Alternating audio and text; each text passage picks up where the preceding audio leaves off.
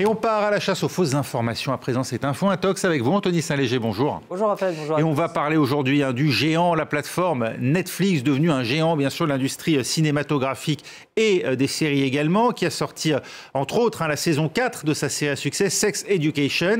Et bien, selon une vidéo devenue virale, l'entreprise a sorti, dit-on, les grands moyens. Effectivement, Sex Education, ou le ton juste pour aborder la sexualité des adolescents, mais aussi de leurs parents, en abordant des questions comme l'avortement, l'homosexualité. Série si réaliste, figurez-vous que le planning familial ici en France a décidé de nouer un partenariat avec elle dans le but justement d'évoquer ces différentes thématiques et les différents questionnements qui y sont liés. Voilà pour la petite parenthèse. Retour à Netflix donc et à cette vidéo virale, regardez, publié par la plateforme sur son compte argentin le 23 septembre dernier. On y voit donc ce préservatif géant déployé sur l'obélisque. On est à Buenos Aires, la capitale argentine, et ça a vite crié au scandale sur les réseaux sociaux. Une manière de ruiner les monuments, nous dit-on ici. Comment expliquer ce qu'il en est à un enfant de 3-6 ans, nous dit cet internaute. Une autre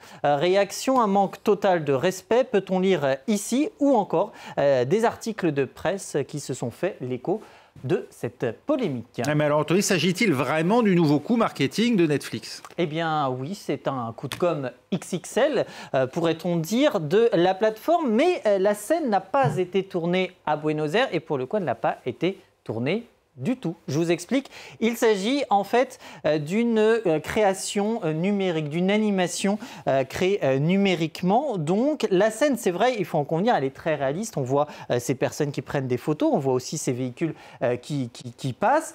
Et pour connaître l'origine, eh bien, pas de recherche d'image inversée. Il est difficile aussi de repérer des manipulations graphiques au sein de l'image. En fait, l'indice, il vient d'ici, de ce petit bonhomme ici. Pourquoi? Parce que lorsqu'on clique sur ce petit bonhomme, on retrouve cette information et on voit que vertex.cgi a été identifié. CGI pour Computer Generated Imagery, donc une image créée par un ordinateur, générée par ordinateur. Et ce vertex.cgi, c'est une société qui est basée aux Émirats Arabes Unis. Une société que voici et qui est justement spécialisée dans les effets visuels et dans l'animation à des buts promotionnels, en l'occurrence Netflix. Alors ce n'est pas la première fois qu'une telle vidéo, qu'un tel clip justement animé promotionnel crée la confusion sur les réseaux. Ça, c'était en juillet dernier. Alors c'était une autre société à l'occasion du film sorti de Barbie, sorti donc en juillet dernier. On voit donc la poupée mannequin de la taille d'un gratte-ciel. On est ici à Dubaï. Un préservatif hissé sur un monument, ça n'aurait pas été toutefois une première. Hein. Non, effectivement. Alors, sans être exhaustif, en Argentine, c'était en 2005, par exemple, sur ce même obélisque à Buenos Aires, à l'occasion de la Journée mondiale de lutte contre le sida.